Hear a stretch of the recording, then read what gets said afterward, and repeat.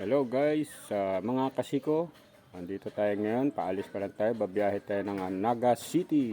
Yan, magpapa ano sa atin yung ating bayaw, pupunta sa ng Naga. Alright, so subaybayan ang ating biyahe. Okay, bye bye. Yan, ito ang gagamitin natin, itong Honda Click natin. Yan, for the first time, babiyahe siya ngayon ng Naga.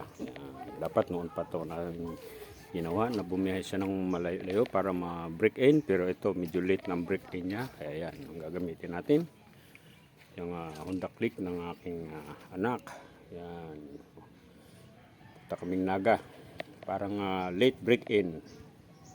Yan, alright. So guys, dito tayo ngayon sa Naga. Malis tayo ng Sugod, Bakakay. Alas oras yun, alas 10:15. Yan, 10:15 tayo umalis dun sa Sugod. So andito na nga tayo sa Naga ng oras na ng 12:26. Okay, 12:26 guys, nandito na tayo sa Naga. Nakarating na tayo sa ating destinasyon. Alright, dito na tayo sa Naga.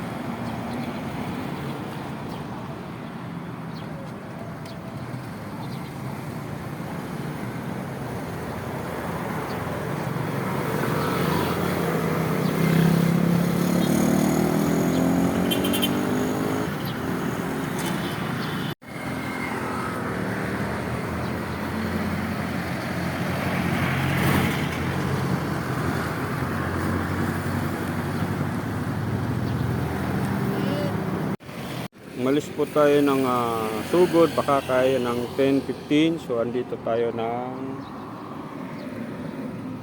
12:29. Yan, 12:29 na po tayo nakarating dito sa Naga. Silsil lang natakbo yun. Tapos nag-full tank tayo. Full tank natin yung ating motor. So ang bawas lang ay isang guhit lang po. Yan, isang guhit lang po ang nabawas sa ating dalawang po guhit. Yan, dalawang guhit po ang nabawas sa ating gasolina doon sa pagkaka-full tank natin. Yan. Kaya maganda rin po ang Honda Click. Maganda rin, matipid din sa gasolina. Alright.